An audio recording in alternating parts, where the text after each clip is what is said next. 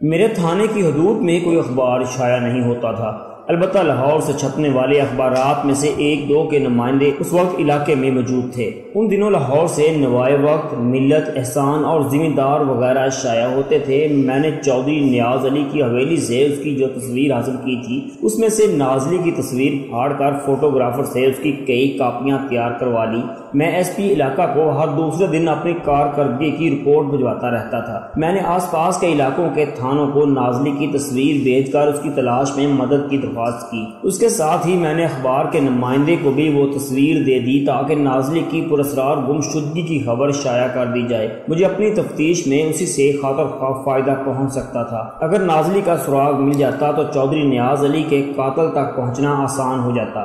دوسرے روز چھوٹا چودھری اکرم علی میرے پاس تھانے آیا۔ میں نے اسے بلا کر اپنے کمرے میں بٹھایا۔ وہ بولا، ملک صاحب، بھائی ریاض نے مجھے بتایا تھا کہ آپ مجھ سے ملنا چاہتے تھے۔ میں کل شام ہی لاہور سے واپس آیا ہوں۔ میں نے کہا، ریاض علی نے تمہیں بتایا تو ہوگا کہ میں تمہیں کیوں ڈھونڈتا پھر رہا تھا؟ جی ہاں، انہوں نے موچی شمسو اور رنگو وغیرہ کا ذکر کیا تھا۔ تم اس بارے میں کیا جانتے ہو؟ سچی بات تو یہ ہے ملک صاحب کہ شمسو نے بائی صاحب کے قتل کے دوسرے یا تیسرے روز مجھ سے بھی ان دو اجنبی افراد کا ذکر کیا تھا۔ اکرم علی ندامت آمیز لہجے میں بولا، لیکن میں افراتفری اور پریشانی میں آپ کو بتا نہ سکا۔ پھر بعد میں یہ بات ذہن سے اتر گئی۔ ہاں، مصیبت اور پریشانی میں انسان کی یادداشت متاثر ہو جاتی ہے، میں نے تائیدی لہجے میں کہا۔ پھر پوچھا، تم رنگو اور جبرو وغیرہ سے واقف ہو؟ اس نے نفی میں جواب دیا۔ میں نے استفسار کیا، اور ملک نظام دین کے بارے میں کیا جانتے ہو؟ یہ نام میں نے سنا ہوا ہے۔ وہ اپنی یادداشت پر زور دیتے ہوئے بولا، یہ شخص شاہپور کا ذمہ دار ہے۔ میں نے کہا، رنگو اور جبرو ملک نظام دین کے دست و بازو ہیں۔ اوہ!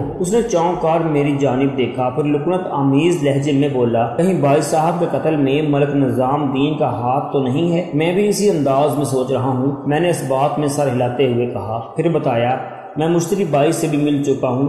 مجھے پتا چلا ہے کہ کسی زمانے میں ملک نظام دین بھی نازلی کی زلف کا اسیر تھا۔ جب مشتری بائی نے نازلی کو تمہارے بھائی مقتول چودھری نیاز علی کے حوالے کیا تو ملک نظام دین نے مشتری بائی کے کوٹھے پر خاصی افراتفری مچائی تھی۔ میں ملک نظام دین کے بارے میں اتنی تفصیل سے نہیں جانتا تھا، چودھری اکرم علی نے پہلو بدلتے ہوئے کہا۔ مجھے تو صرف یہی معلوم تھا کہ وہ ایک ٹھیک ٹھاک ذمہ دار ہے۔ اس کے علاوہ اس کی شہرت اس حوالے سے علم میں تھی کہ اسے ریچھ اور کتوں کو لڑانے کا بے حد شوق ہے، اور بس۔ میں نے پوچھا، تم لاہور کس سلسلے میں گئے تھے؟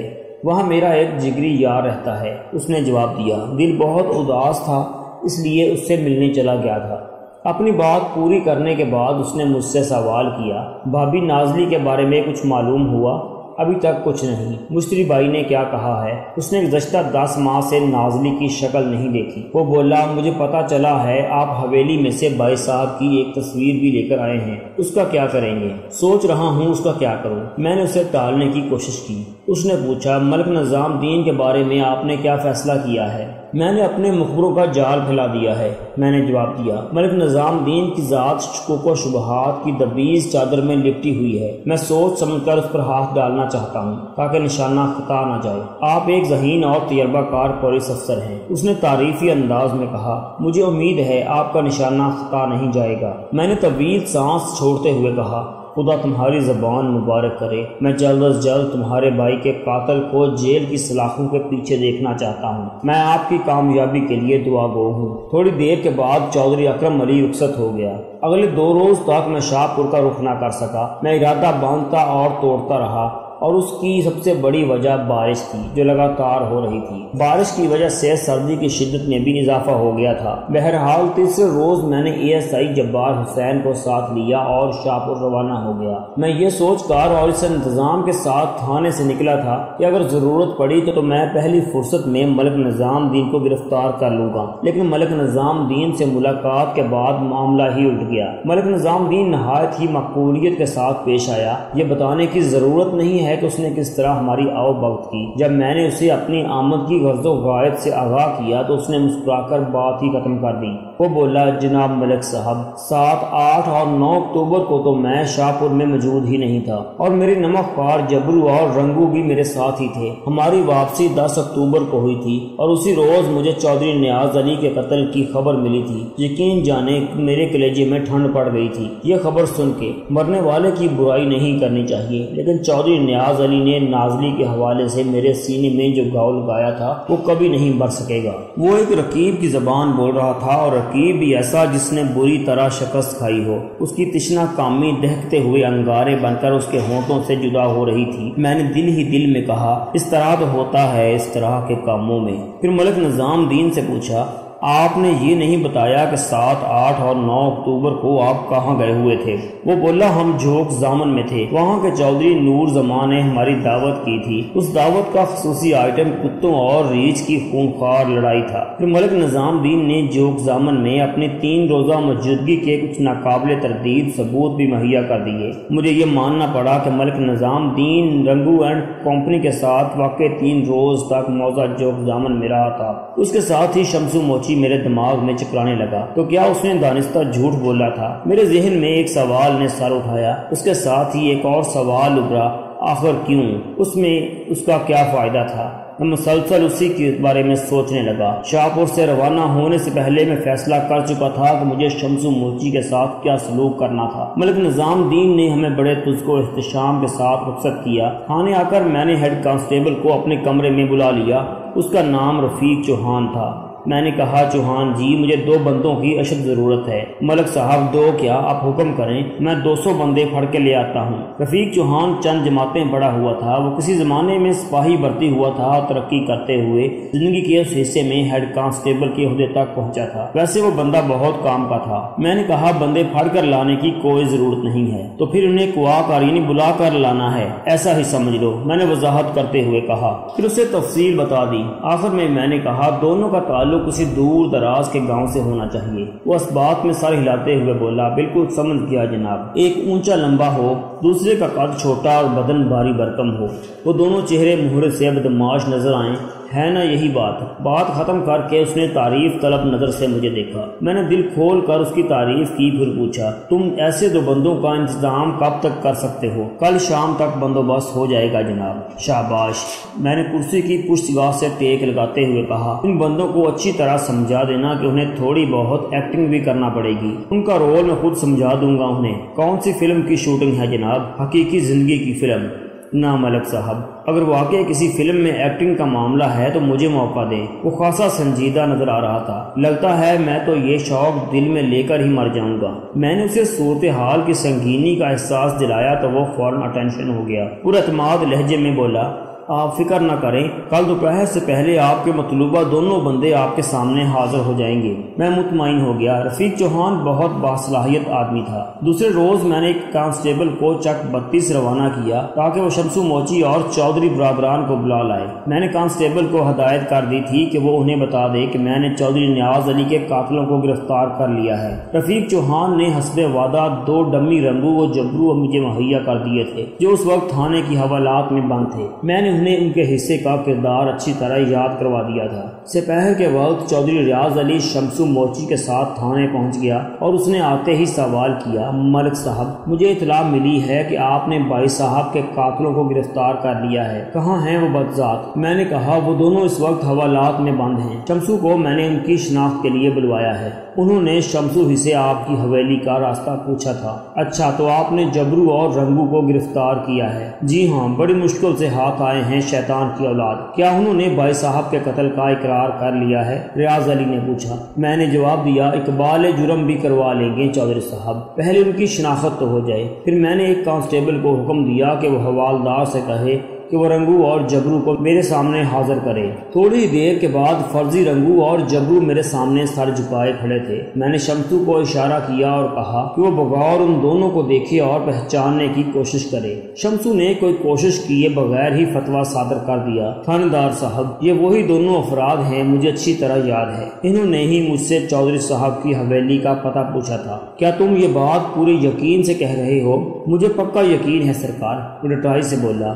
میری آنکھیں دھوکہ نہیں کھا سکتی، یہی رنگو اور جبرو ہیں جنہوں نے 8 اکتوبر کی شام مجھ سے میں نے ایک زناٹے دار تھپڑ شمسو موچی کے گال پر اسیر کیا تو اس کا جملہ ادھورا ہی رہ گیا۔ میں نے گرج کر کہا، حرام کے تخم مجھ سے جھوٹ بولتا ہے۔ کمرے میں ایک سناٹا چھا گیا۔ چودھری ریاض علی ہکا بکا مجھے دیکھ رہا تھا۔ شمسو موچی میرے قدموں میں گر کر معافی تلافی کرنے لگا۔ وہ بار بار مجھے یقین دلانے کی کوشش کر رہا تھا کہ اس نے رنگو اور جبرو کو پہچاننے میں کوئی غلطی نہیں کی تھی۔ میں نے حوالدار کو حکم دیا کہ وہ شمسو موچی کو پکڑ کر حوالات میں بند کر دے۔ حوالدار لبک کر آگے بڑھا اور شمسو کو تقریباً گھسیٹتے ہوئے کمرے سے باہر لے گیا۔ چودھری ریاض علی نے مجھ سے پوچھا، یہ کیا ماجرا ہے ملک صاحب؟ میں شمسو سے پوچھ گچھ کے بعد تمہارے سوال کا جواب دوں گا۔ میں نے رکھائی سے کہا، آج کی رات یہ ہمارا مہمان رہے گا۔ چودھری ریاض علی نے مجھے کوریدنے کی بہت کوشش کی، لیکن پھر مایوس ہو کر اپنے چک واپس لوٹ گیا۔ اس کے جانے کے بعد میں نے شمسو موچی کو ٹرائل روم میں طلب کر لیا اور اس پر تباہ آزمائی کرنے لگا۔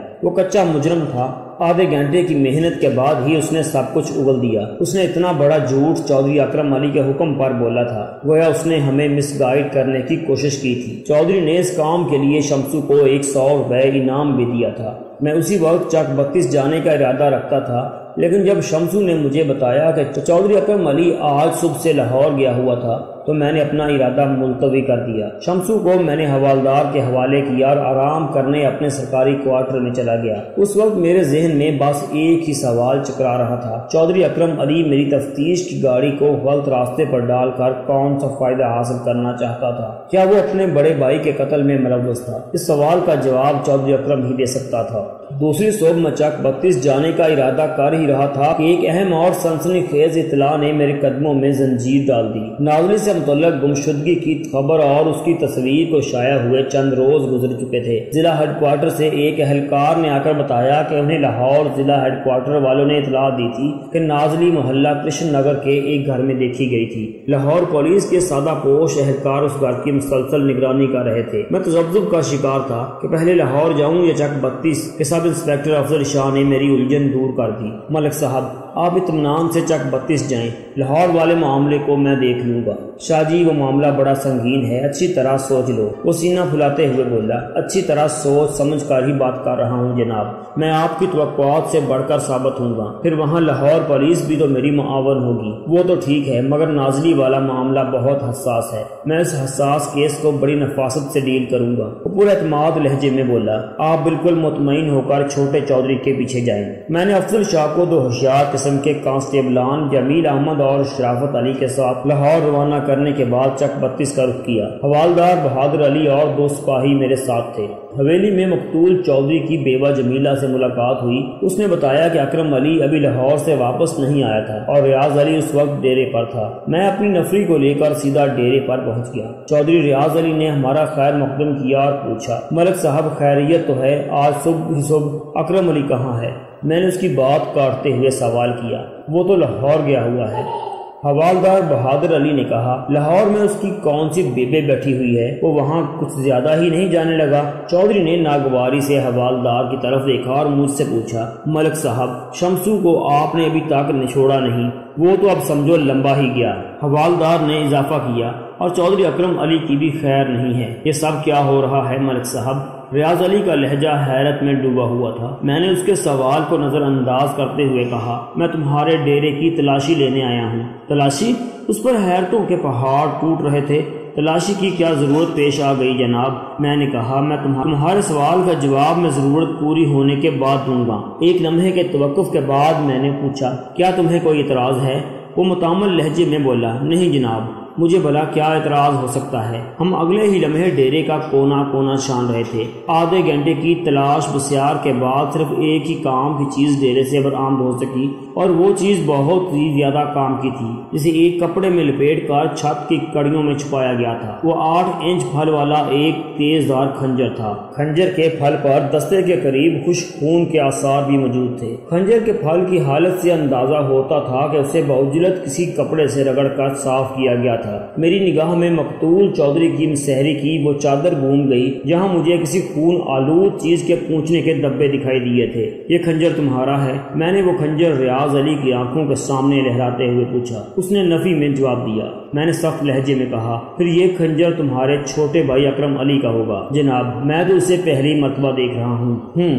میں نے گمبھیر لہجے میں کہا۔ چودھری ریاض علی، شمسو نے تفتیش کے دوران میں مجھے بتایا ہے کہ اس نے 100 روپے کے عوض وہ جھوٹ بولا تھا، یعنی رنگو اور جبرو کی آمد کے بارے میں اطلاع دینے کا جھوٹ۔ تمہیں معلوم ہے اس نے یہ غلط بیانی کس کی ایما پر کی تھی؟ ایک لمحے کو رک کر میں نے اس کے چہرے کے تاثرات کا جائزہ لیا، پھر کہا ایسا کرنے کے لیے چودھری اکرم علی نے اسے پورے 100 روپے انعام میں دیے تھے۔ یہ کیسے ہو سکتا ہے؟ وہ ایسے اچھلا جیسے کسی بچھو نے ڈنک مار دیا ہو۔ اکرم علی یہ حرکت کیسے کر سکتا ہے؟ ہماری تفتیش کو غلط رخ پر ڈالنے کے لیے۔ مگر کیوں؟ وہ ہتھے چڑھ جائے تو تمہاری کیوں کا جواب بھی مل جائے گا۔ وہ پریشانی سے اپنی پیشانی کو مسلنے لگا۔ میں نے کہا چودھری ریاض علی، مجھے شبہ ہے کہ اکرم علی مقتول چودھری کے قتل میں ملوث ہے۔ یہ کیسے ممکن ہے جناب؟ اس دنیا میں سب کچھ ہوتا ہے پیارے، میں نے معنی خیز انداز میں کہا۔ چودھری ریاض علی مسلسل نفی میں سر ہلائے جا رہا تھا۔ ہم حویلی میں رک کر سپہر تک اکرم علی کی واپسی کا انتظار کرتے رہے۔ وہ جب نہیں آیا تو میں نے حوالدار کو ماں دونوں سپاہیوں کے وہاں چھوڑا اور خود تھانے آ گیا۔ میں نے حوالدار کو ہدایت کر دی تھی کہ جیسے ہی اکرم علی وہاں پہنچے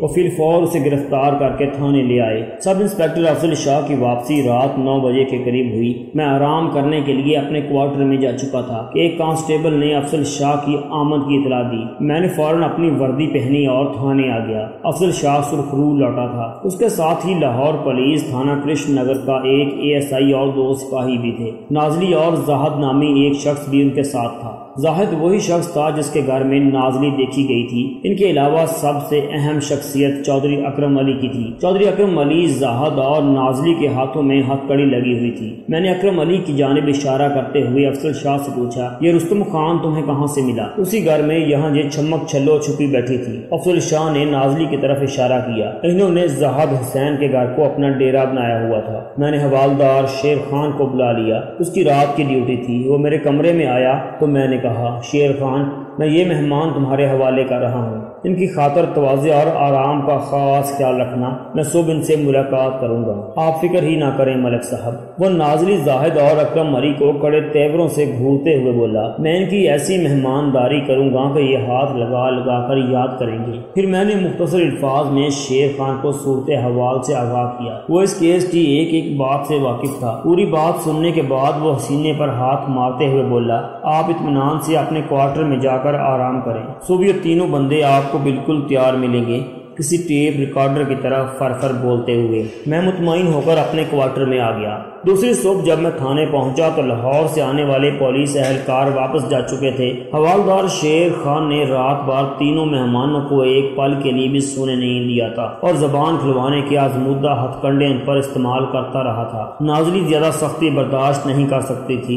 زاہد بھی چند لاتوں اور گھونسوں کو ہضم کرنے کے بعد منہ کھولنے پر مجبور ہو گیا تھا۔ چودھری نے تھوڑی اڑی تڑی کی تھی، لیکن جب اسے پتا چلا کہ شمسو موچی ہماری حراست میں ہے اور اس نے بھانڈا پھوڑ دیا ہے تو وہ زیادہ دیر تک حوالدار شیر خان کی ترکیبوں کے سامنے ثابت قدم نہ رہ سکا۔ ویسے بھی وہ کوئی عادی مجرم نہیں تھا کہ تا دیر پولیس کی تفتیش کے سامنے ٹھہر سکتا۔ اس نے سچ بولنے میں ہی عافیت جانی اور اقرار جرم کر لیا۔ اس روز چودھری اکرم علی اور نازلی نے اپنا جو اقبالی بیان ریکارڈ کروایا، میں اسے نہایت ہی مختصر الفاظ میں آپ کی خدمت میں پیش کرتا ہوں۔ نازلی کا تعلق جس دنیا سے تھا وہاں عورت کا کسی ایک کی بن کر رہنا بعید از تصور سمجھا جاتا ہے۔ اکا دکا مثالوں کو چھوڑ کر نازلی بوڑھے چودھری کی نوجوان بیوی بن کر حویلی میں پہنچی تھی، لیکن چند روز بعد ہی اسے یہ زندگی بے کیف اور بور محسوس ہونے لگی۔ اس بوریت اور بے کیفی سے قطع نظر اسے چودھری کی حویلی میں دنیا جہاں کا عیش و آرام میسر تھا، چنانچہ وہ چودھری کو چھوڑنے کا تصور بھی نہیں کر سکتی تھی۔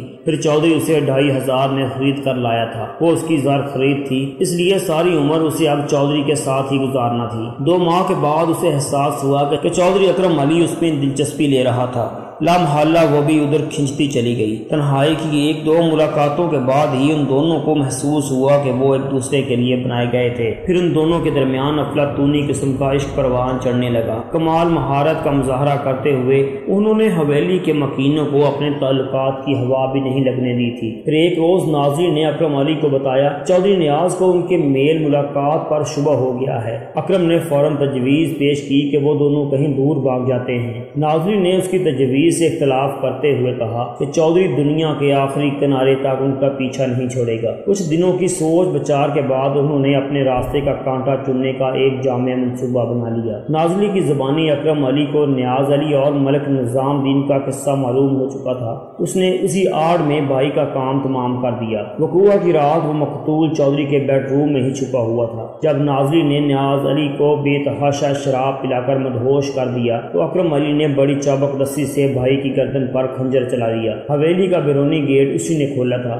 جبکہ وہ دونوں حویلی کے عقبی حصے سے باغ کی دیوار عبور کر کے فرار ہوئے تھے۔ وہ رات نازلی نے ڈیرے پر ہی گزاری تھی۔ دوسرے روز جب میں حویلی میں ضروری کارروائی نمٹا کر واپس تھانے چلا گیا تو وہ نازلی کو اپنے ایک دوست کے پاس لاہور میں محلہ کرشن نگر چھوڑ آیا۔ دوسرے روز جب میں حویلی میں ضروری کارروائی نمٹا کر واپس تھانے چلا گیا تو وہ نازلی کو اپنے ایک دوست کے پاس لاہور میں محلہ کرشن نگر چھوڑ آیا۔ زاہد حسین اکرم علی کا پرانا دوست تھا اور محلہ کرشن نگر میں اپنی بوڑھی نابینا والدہ کے ساتھ رہتا تھا۔ اپنی ماں کو اس نے یہی بتایا تھا کہ اس کا دوست اپنی بیوی کے ساتھ ان کے یہاں آیا ہے۔ اکرم علی دوسرے تیسرے دن لاہور کا چکر لگا لیتا تھا، اس لیے بوڑھی عورت کو شک نہ ہو سکا۔ ادھر چک 32 میں اکرم علی نے شمس و موچی کے ذریعے ہمیں گمراہ کرنے کی کوشش کی تاکہ ہم بے سمت راستے پر سر پٹکتے ہوئے کھجر خوار ہوتے رہیں۔ وہ اپنی سعی میں کافی حد تک کامیاب بھی رہا تھا۔ میرے استفسار پر اکرم علی نے اپنے مستقبل کے منصوبے کے بارے میں کوئی واضح بات نہیں بتائی تھی۔ اس نے بس یہی کہا تھا کہ جب چودھری نیاز علی کے قتل کا معاملہ ٹھنڈا پڑ جاتا تو پھر وہ آئندہ کے لیے لاہ عمل تیار کرتے۔ بہرحال وہ نازلی کو دوبارہ حویلی میں لانے کا ارادہ رکھتا تھا، لیکن اس طرح کہ اس کی مظلومیت اور بے گناہی بھی مسلم ہو اور اکرم علی کی اپنی ذات بھی شک و شبے سے بالا کر رہے۔ لیکن اسے بسا آرزو کے خاک شدہ نازلی شمع محفل تھی۔ چودھری نیاز علی نے اسے گھر کی زینت بنانے کی کوشش کی تھی، لیکن اس کے جہان سوز حسن کی بلبلیوں میں کھو کر چودھری اکرم علی چراغ خانہ بن گیا تھا، اور پھر اس چراغ کی بھڑکتی لو نے سب کچھ جلا کر خاکستر کر دیا۔ برسوں پہلے شاید ایسے ہی موقع کے لیے کسی شاعر نے شعر کہا تھا، دل کے پھپھولے جل اٹھے سینے کے داغ سے، اس گھر کو آگ لگ گئی گھر کے چراغ سے۔ تو دوستو یہ تھی ہماری آج کی سٹوری۔ جانے سے پہلے اس ویڈیو کو لائک کریں، شیئر کریں، کمنٹ باکس میں اپنی رائے کا اظہار ضرور کریں۔ چینل کو سبسکرائب کر لیں اگر سبسکرائب نہیں کیا تو۔